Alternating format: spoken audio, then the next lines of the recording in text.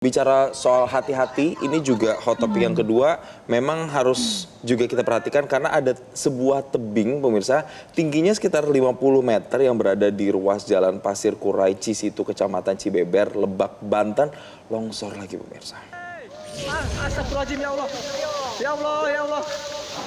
Ya Allah. Ya Allah. Astagfirullahaladzim. Pemirsa, inilah video detik-detik ya dari terjadinya longsor di ruas jalan raya Pasir Kurai Cisitu, Kecamatan Lebak, Banten. Jadi material longsor berupa tanah, batu, dan pohon menutupi seluruh badan jalan.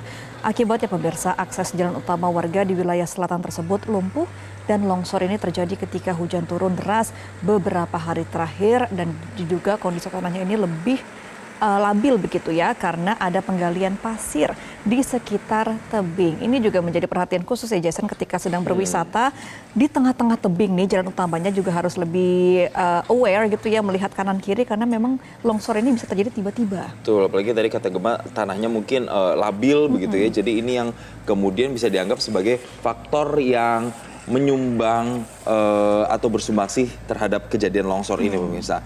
Dan menurut konfirmasi Kepala BPBD Lebak mengatakan bahwa wilayah tersebut memang termasuk wilayah rawan longsor pemirsa.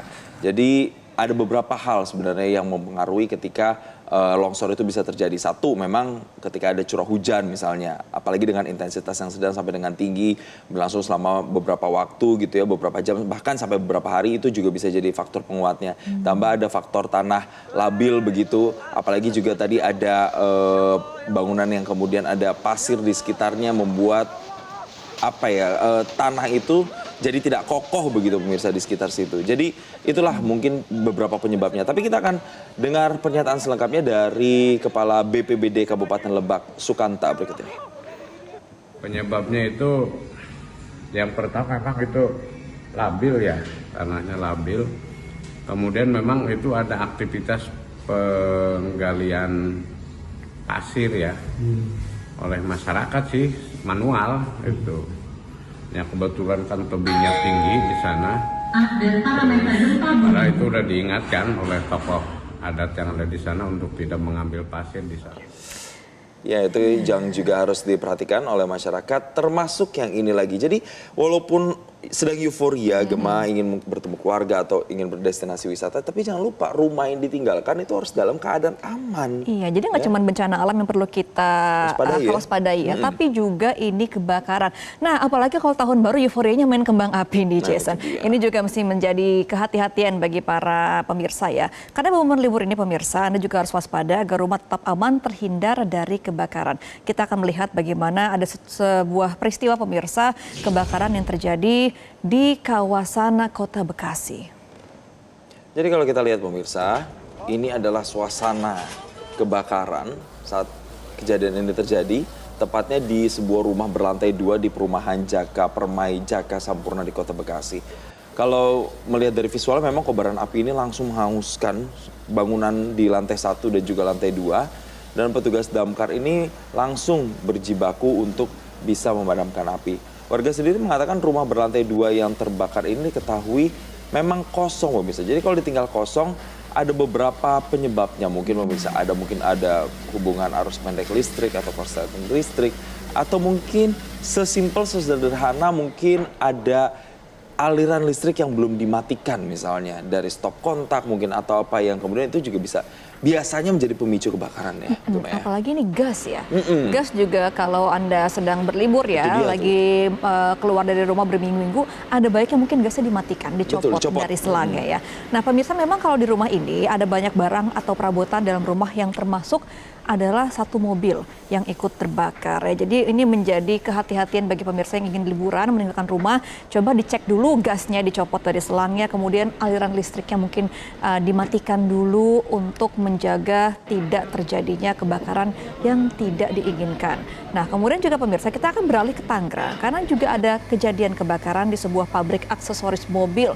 Ini terbakar hebat pada Senin malam. Banyaknya bahan plastik yang mudah terbakar membuat api semakin membesar besar hingga nyaris merobohkan sebagian bangunan pabrik. Nah, api yang berkobar ini pemirsa kalau dilihat cukup besar dan membuat panik karyawan yang sedang bekerja. Tapi untungnya Jason tidak ada korban jiwa. Nah, untungnya memang tidak ada korban jiwa dalam peristiwa ini, tapi kan kehati-hatian dan evaluasi harus tetap dilakukan dong, Gemma, kan. Sampai dengan saat ini memang belum ada informasi resmi apa sebenarnya penyebab kebakaran, tapi setidaknya kalau ada kejadian seperti ini yang harus diperhatikan jangan sampai kejadian kayak gedung Teradron. SOP bangunannya itu bisa dikatakan di bawah standar. Iya. Jadi akhirnya menyalahi aturan keselamatan. Iya, nah kemudian juga kita akan beralih ke informasi lainnya Jason. Ada kabar duka datang dari budayawan sekaligus rohaniawan Katolik Romo FX Muji Sutrisno SJ yang meninggal dunia pada Minggu malam. Ya, jadi pemirsa, kabar duka Romo Muji menghembuskan nafas terakhir di Rumah Sakit Karolus Jakarta. Dan Romo Muji Sutrisno ini selain dikenal sebagai budayawan, Romo Muji juga dikenal sebagai tokoh masyarakat yang kerap menjaga budaya Indonesia melalui puisi, melalui tulisan, serta lukisannya. Dan jenazah Romo Muji ini nantinya pemirsa disemayamkan di Kapel Canisius Menteng, Jakarta Pusat. Jadi ada banyak sekali sebenarnya legacy dan juga memori baik yang dikenal oleh masyarakat dari sosok Romo Muji ini.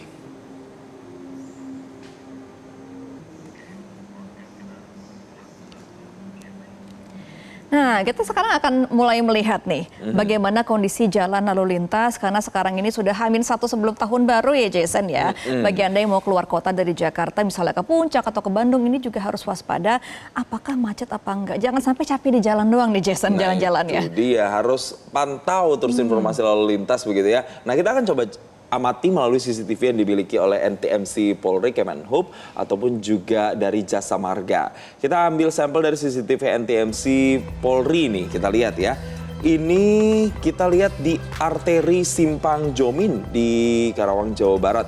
Suasananya sih tidak terlalu padat di sini ya. Ini masih cenderung ramai lancar.